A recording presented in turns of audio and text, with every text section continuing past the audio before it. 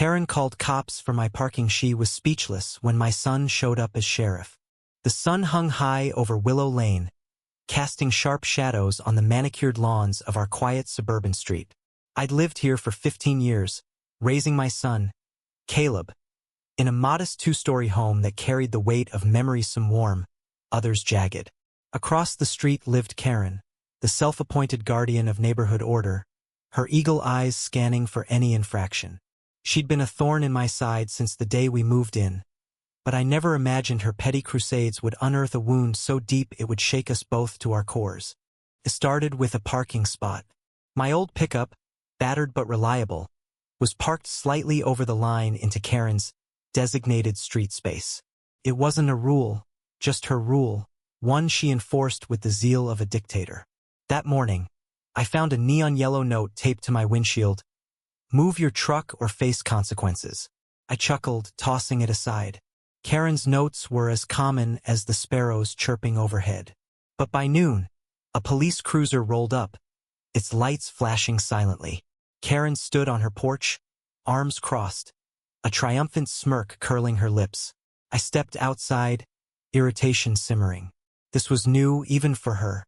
"Mr. Ellis, you need to move your vehicle," the officer said, his tone clipped but professional. I recognized the voice before I saw his face. My heart stopped. Caleb, my son, stepped out of the cruiser, his sheriff's badge glinting in the sunlight. He was 28 now, broad-shouldered, with the same hazel eyes as his late mother. I hadn't seen him in months, not since our last argument over his choice to join law enforcement. He'd always been headstrong, but I never thought I'd see him enforcing Karen's nonsense.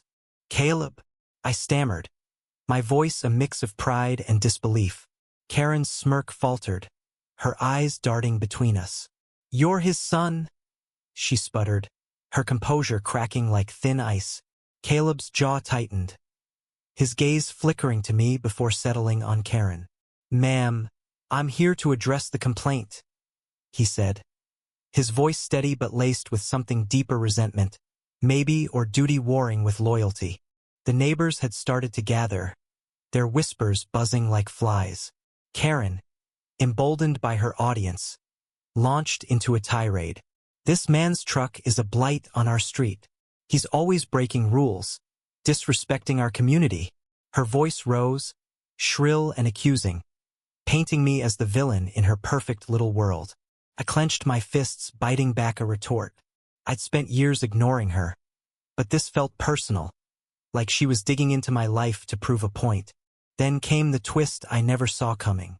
From the crowd stepped Mrs. Delaney, the elderly widow who lived 2 houses down. She was quiet, unassuming, always tending her roses, someone Karen had ignored for years. But now, her frail voice cut through the tension like a blade. "Karen, you're one to talk about respect," she said, her eyes blazing. 15 years ago, you spread lies about this man's wife, drove her to despair. You think we forgot?" The crowd went silent. My chest tightened. I'd never told Caleb about the rumors Karen spread about his mother's fidelity, rumors that haunted her final days. I'd shielded him, thinking it would protect him. Karen's face drained of color. That's not true," she stammered, but her voice wavered. Caleb's eyes snapped to me, searching for answers I wasn't ready to give. "Dad?" he said, his voice low, almost a plea. I couldn't meet his gaze. The weight of that old pain, buried under years of silence, pressed down on me. Karen's petty parking complaint had just cracked open a wound I thought was healed. "Caleb, I handled it," I said quietly, my voice thick. "It's in the past." But it wasn't. Not for him. His face hardened, and he turned to Karen. "Ma'am, this call was unnecessary. There's no violation here."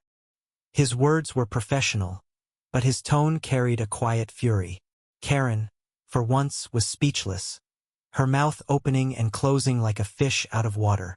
The neighbors murmured, their judgment now aimed at her.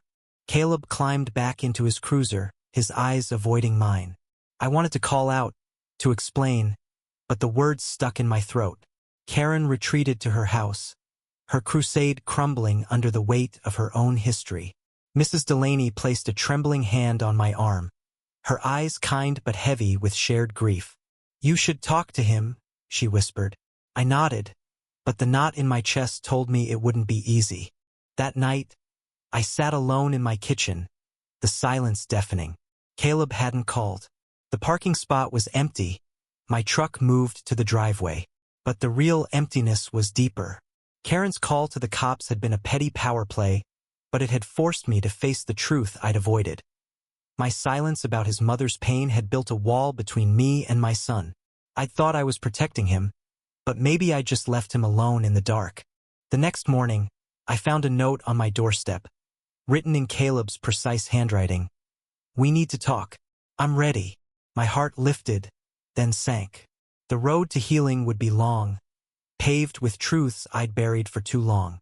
Karen's meddling had cost her the neighborhood's respect, but it had cost me something greater, a chance to be honest with my son when it mattered most. The bitter truth settled in. Sometimes, the smallest conflicts unearth the deepest wounds.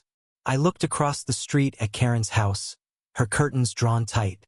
She'd won her battle but lost her war. And me? I was left with a son I needed to win back, one hard conversation at a time. What do you think? When does a community's judgment go too far? And who gets to decide what's just?